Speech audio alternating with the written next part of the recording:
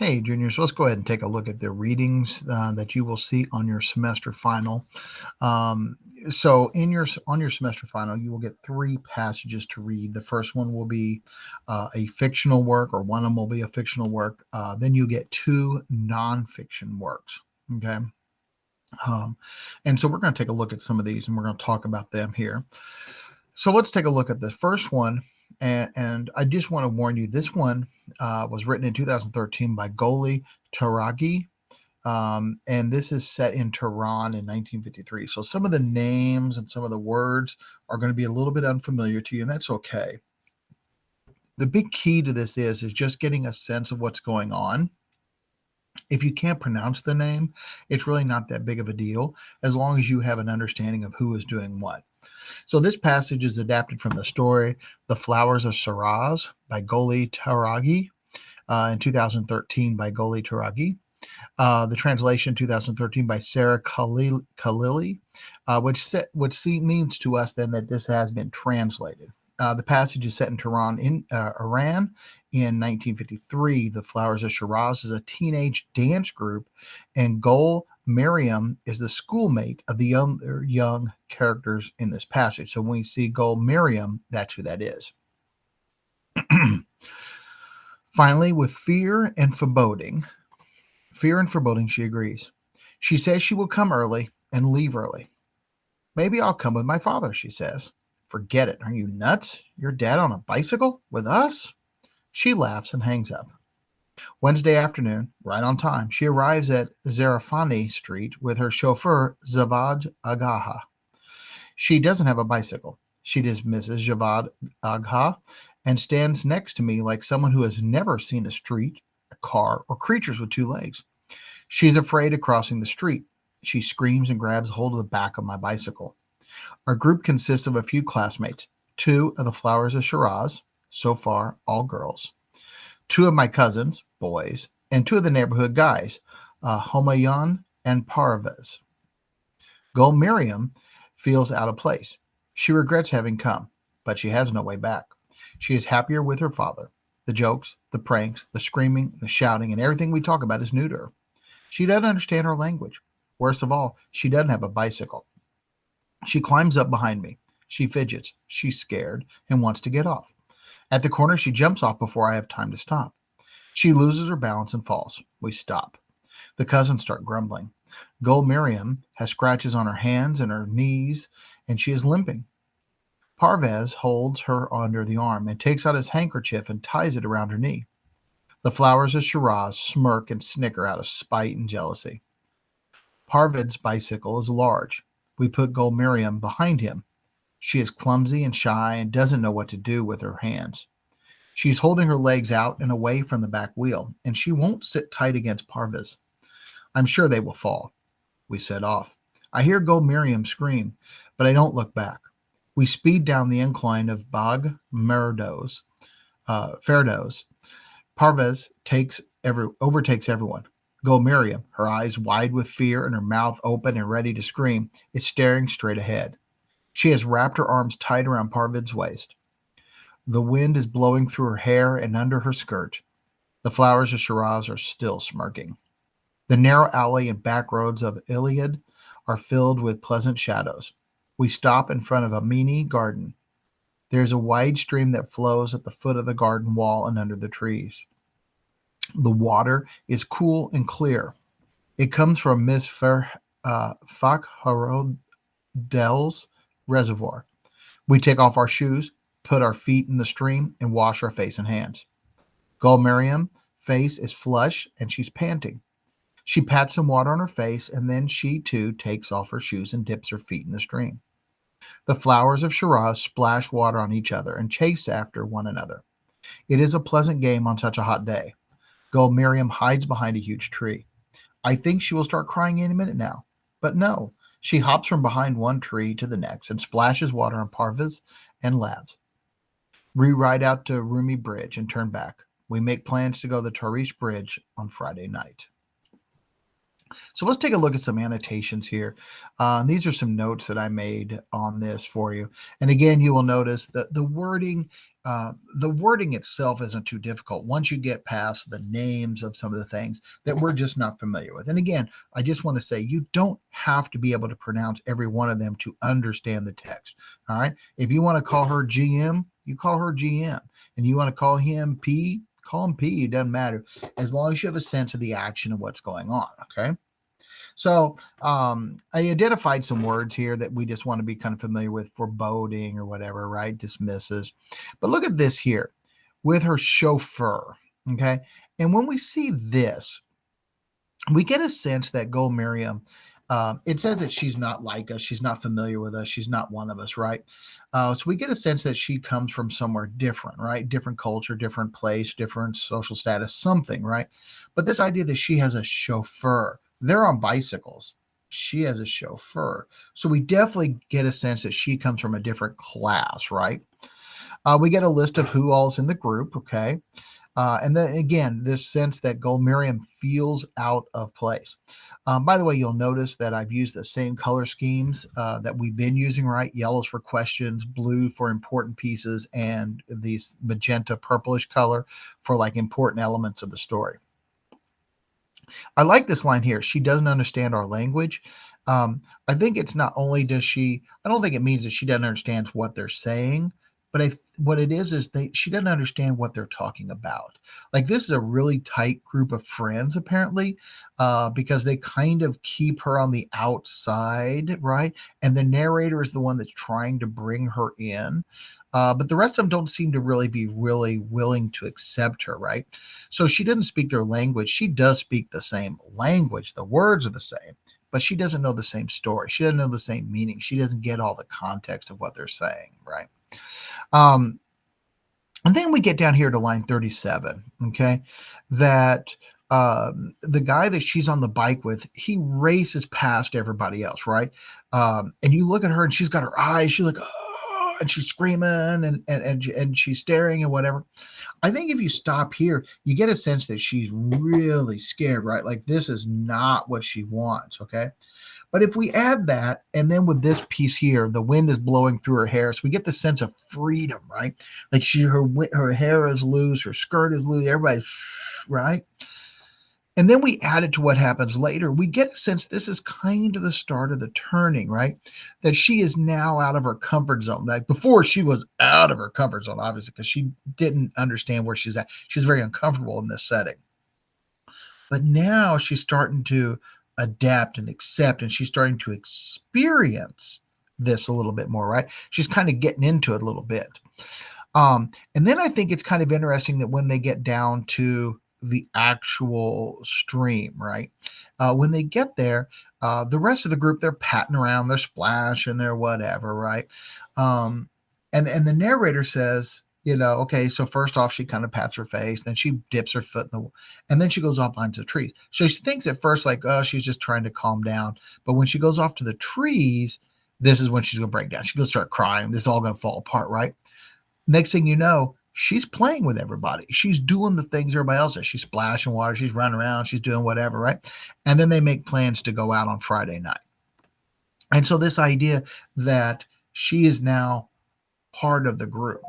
Now, if we back up a little bit here, then, and we start adding a lot of these pieces together, it almost a sense of like she's broken free, like she comes from a different class of people or a different group or different culture, society, whatever it might be, right? But now she feels like she can be herself, like she's letting loose, she's getting away from that, right? I don't want to say she's rebelling, she's not trying to race away from or run away from anything, but she's willing to accept a new experience. And when she accepts that new experience, then she becomes accepted into the group. So there's the fiction piece. Let's take a look at the nonfiction pieces. There are two nonfiction pieces, okay? The two pieces that you get both have to deal with efforts to make a blacker black, a color of a black, like paint, that is even darker, right? We'll be using these two pieces to kind of compare. So passage number 1 is adapted from Lori J. Kesey, Blacker Than Black, published December 2010 on NASA's website. Passage 2 is adapted from Clifford A. Pickover, The Physics Book, From the Big Bang to Quantum Resurrection, 250 Milestones in the History of Physics, copyright 2011 by Clifford A. Pickover. So let's take a look at passage 1. And again, this is the one that comes from NASA's website. Black is black, right? Not so, according to a team of NASA engineers now developing a blacker than pitch material that will help scientists gather hard to obtain scientific measurements or observe currently unseen astronomical objects like Earth-sized planets in orbit around other stars. The nanotech-based material now being developed by a team of 10 technologists at the NASA Goddard Space Flight Center in Greenbelt, Maryland, is a thin coating of multi-walled carbon nanotubes, tiny hollow tubes made of pure carbon about 10,000 times thinner than a strand of human hair. Nanotubes have a multitude of potential uses, particularly in electronics and advanced materials due to their unique electrical properties and extraordinary strength. But in this application, NASA is interested in using the technology to help suppress errant light that has a funny way of ricocheting off instrument components and contaminating measurements. This is a technology that offers a lot of payback, says engineer Leroy Spar, who is assessing its effectiveness on the Ocean Radiometer for Carbon Assessment, ORCA, a next-generation instrument that is designed to measure marine photosynthesis. It's about 10 times better than black paint, typically used by NASA instrument designers to suppress stray light, he says.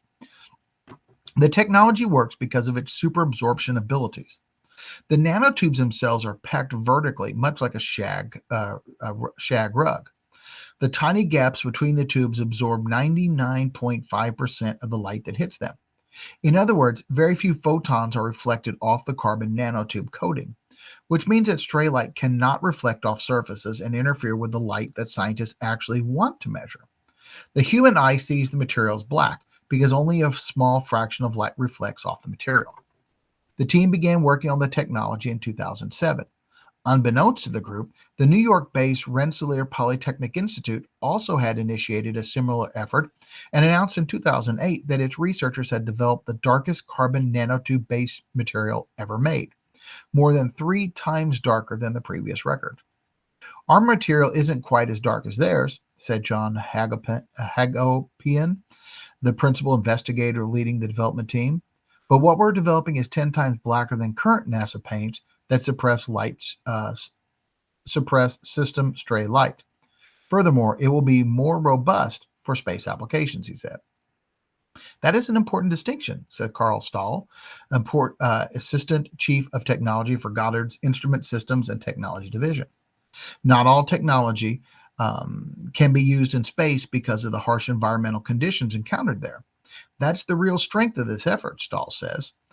The group is finding ways to apply new technology and fly it on our instruments. All right, so let's take a look at passage 2. All man-made materials, even asphalt and charcoal, reflect some amount of light. But this has not prevented futurists from dreaming of a perfect black material that absorbs all the light, all the colors of light, while reflecting nothing back. In 2008, reports began to circulate about a group of U.S. scientists who had made the blackest black, a super black, the darkest ever substance known to science. The exotic material was created from carbon nanotubes that resembled sheets of carbon, only an atom thick, curled into a cylindrical shape. Theoretically, a perfect black material would absorb light in any wavelength shined on it at any angle. Researchers at Rensselaer Polytechnical Institute and Rice University had constructed and studied a microscopic carpet of the nanotubes. In some sense, we can think of the roughness of this carpet as being adjusted to minimize the reflectance of light. The black carpet contained tiny nanotubes that reflect only 0.045% of all light shined upon the substance. This black is more than 100 times darker than black paint. This ultimate black may one day be used to more efficiently capture energy from the sun or design more sensitive optical instruments.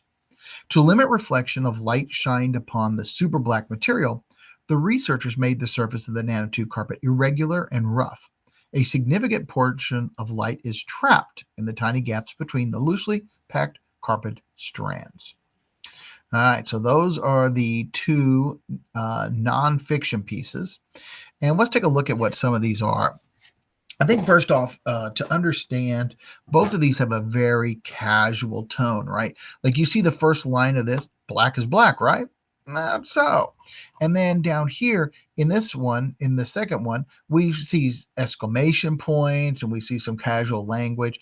So we get a sense that both of these are very casual articles, right? I think it's also important to note that both of them are made or written for the consumer audience, not other scientists. This is off of NASA's website. The first one's from NASA's website, and this is the forward-facing part of the website. And by that, I mean that this is for the average person who goes to nasa.gov and sees what's there, right? The scientists are going to read the scientific portions in another piece. So this is very much geared to the average reader, okay? The book, the second passage comes from the book by Clifford Pickover. And again, it is made for a general audience. So kind of keep that in mind as we're looking at this. And both of them are looking at an effort to create a super black, right? And this is to make a color that's even blacker than black, or what we know or are familiar with as black. Now, the reason for this is that partially because it absorbs light and light can contaminate readings or experiments or anything like that, right? Because the human eye is not very accurate when it comes to light and this stuff. And so they use this to really make a very significant reduction in this contamination. Also, too, if you think about how this kind of this idea of black is the absence of light, right? If you take the absence of light and you start there, it's very easy scientifically to line up the colors from there to white. Okay. You say, this is white, this is black, and you line up the colors in between. Now, the problem with the thing to remember here is black no matter what. You take away all the light, bam, that's black. Now, white is dependent on the color or of the type of light that's being put on it. So like sunlight, for instance, is kind of bluish. Most of the lights that you have in your house are kind of the incandescent. So there's a yellow tint to it. And so if we know that this is white under this light condition, black is the absence of any light, we can line up all the colors. So that's kind of what's important there. I think also it's important to note that the first passage was written a year before the book was copyrighted, probably written contemporaneously, really. But the first article talks about NASA's effort to create black. The book talks about a lot of different things, milestones, but it refers back to or makes comments about NASA's effort, right? So it is kind of interesting that we're seeing two different viewpoints of the same thing. Here's what we are doing, and here's what we saw happening. Okay. So again, this first one, actually, both of them really talk about the process, and they make these nanotech based materials. So these are created on the nano level. Okay. And these are extremely, extremely, extremely small. But the idea is that that this color is being used to create instruments that won't be affected by light contamination. Interesting too here that NASA says that, hey, here we were creating this and we didn't even know that these other people were doing the same thing, right? And then the fact that NASA was doing this to like create this color for their experiments, right? But this other group's like, well, we're not as dark as theirs. Ours isn't as black, but ours is very much more robust. So ours has a different application, right? Like we can send it up into space. And this was important because they're like, the thing is that, space is harsh. Getting something to space is difficult. And so because our paint, our colors, whatever, are very robust, we can get into different applications that other places can't. The second passage then is kind of a review of like, hey, look, this is a big thing, right? Now, if you look at it this way, NASA's like, hey, look, here's something we're doing, and this is important. The second book, 250 milestones in physics, right? So what they're doing is they're looking back saying, that's a big deal. NASA's like, here's something we're doing, here's something we're wanting to accomplish. Yeah, it's something important. But the other's like, that's a big deal. So notice the different perspectives in this. Um, they really talk about a lot of the same stuff. I think it's interesting. The NASA article talks about how it blocks out 99.5% of light. This one says it allows only 0.0450%. So actually, we're looking at the opposite side of that, right? So I thought that was kind of an interesting way, an interesting comparison there. The thing to really, again, remember on this is to understand the process and why they were doing it, and notice the overlap where these two articles overlap and where they're different. They're both looking at the same thing. They're both saying that it's an important deal, but the way they're looking at it and their perspective, an internal versus an external, is rather important. So when you as you're getting ready to work on your final, I will have your annotated copy here. We will go over the readings in class as well, so you'll have access to the readings, you'll have access to the notes. You will have access to your own notes that you do as we go through this in class, and you ask your own questions and everything. So you do have a lot of materials that you can use along with this video. I hope this really helps you out. I hope that you have a great final and that you do really well on it. Good luck, everybody.